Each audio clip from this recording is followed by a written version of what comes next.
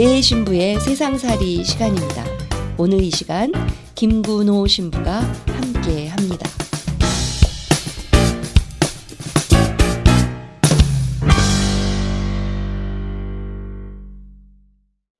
참미 예수님, 내 신부의 세상살이 김군호, 군호 신부입니다. 오늘 제가 이 시간에 말씀드리고자 하는 것은 그 사회교리의 내용 중에 교회와 정치에 대한 부분을 이야기하고자 합니다.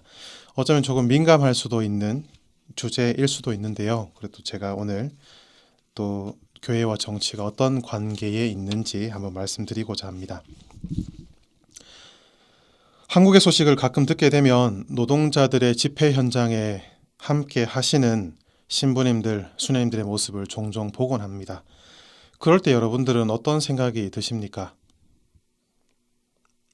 약자들을 돕는 모습이 보기 좋아 보이실 수도 있겠고, 또 한편으로는 교회 성직자와 수도자들이 교회 밖을 떠나서 정치적인 활동을 하는 것처럼 거슬려 보이기도 할 것입니다.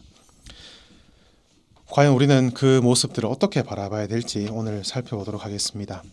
그러기 위해서 먼저 정치가 무엇인지를 알아야 할 것입니다. 사람은 공동체로서 사회생활을 합니다. 그런데 이 공동체에는 권력이 필요하다고 말씀드렸습니다.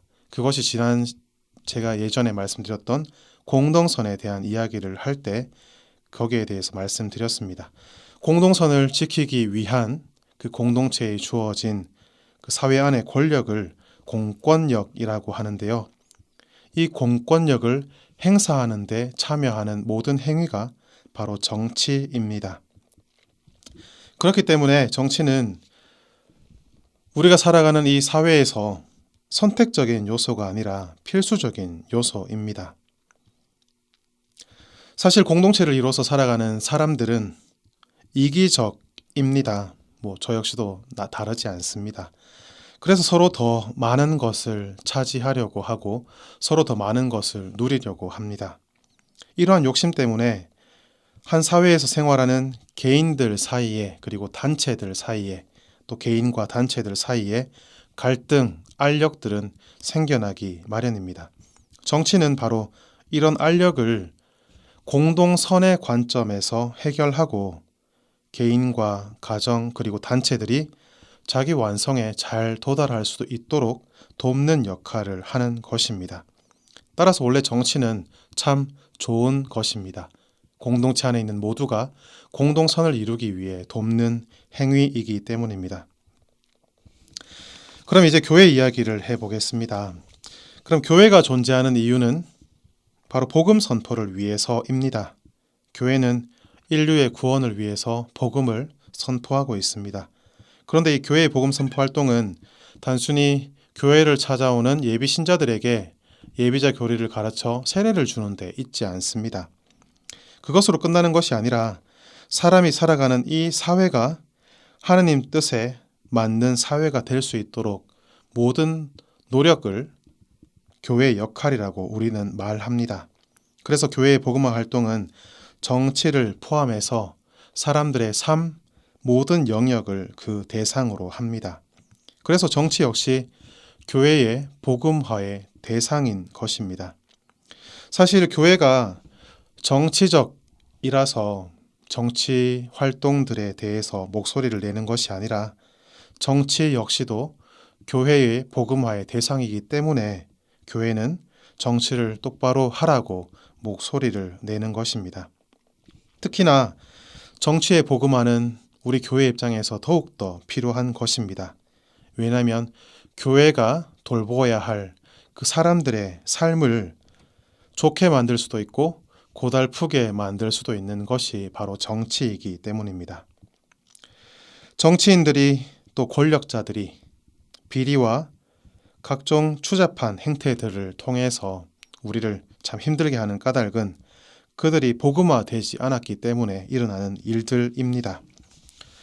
또 공산주의 같이 잘못된 정치 제도들, 그리고 독재와 같은 인간의 존엄성을 파괴하는 제도들은 또한 정치가 복음화되지 않아서 일어나는 일이기 때문입니다.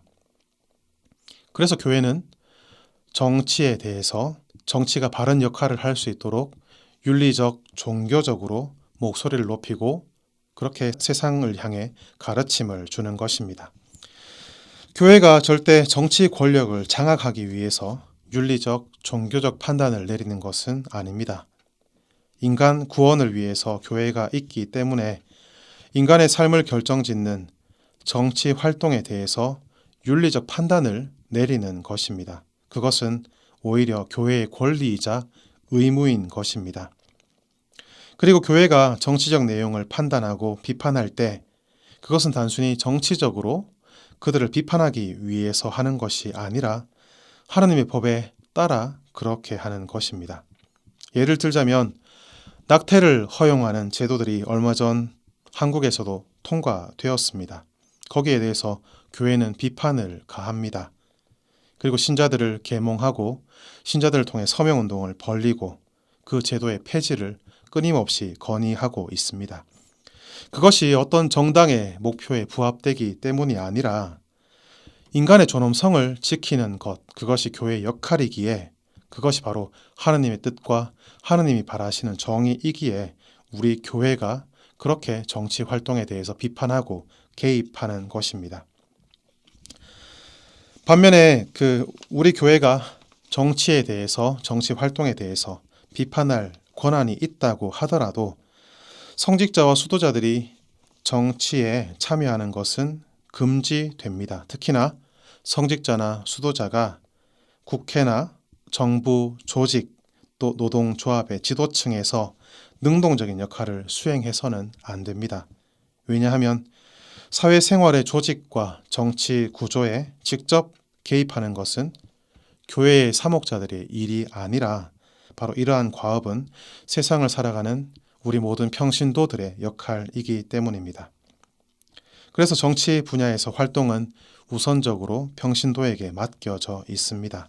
그리고 성직자와 수도자들, 교회의 지도자들은 그런 평신도들이 신앙과 윤리적 가르침에 맞게 정치 활동을 할 수 있게 돕고 지원하는 역할을 할 뿐인 것입니다. 우리 교회가 정치의 눈치를 보느라 너무 침묵해서는 안 될 것입니다. 교회는 예로부터 정치 활동이 세상의 공동선에 도움이 될 수 있게 직언을 하는 곳이었기 때문입니다. 그렇기에 우리 교회의 평신도 여러분들도 조금만 더 관심을 가져주시길 부탁드립니다. 세상이 하느님 뜻대로 조금씩 더 성장할 수 있게 교회의 가르침과 그 가르침대로 살아가려는 교회 안의 사람들의 노력이 바로 이 세상을 조금 더 낫게 바꾸어 갈 수 있기 때문입니다. 그리고 정치의 역할이 그 본래 역할에 충실할 수 있게 우리가 만들 수 있을 것입니다. 네, 오늘 이 시간에는 조금 민감할 수도 있는 주제, 교회와 정치에 대해서 말씀드렸습니다. 조금 민감할 수도 있는 주제일 수도 있고 또 성직자나 수도자들의 모습이 조금 비판적으로 보일 수도 있을 것입니다. 하지만 교회는 언제나 교회의 역할에 최선을 다하기 위해 존재해 왔다는 것을 기억해 주시고 그렇게 교회와 정치의 관계에 대해서 이해하고 또 이해 속에서 그 관계를 바라보며 또 교회의 활동들을 적극 지지해 주시면 좋겠습니다. 이것으로 오늘 시간 마치겠습니다. 안녕히 계십시오.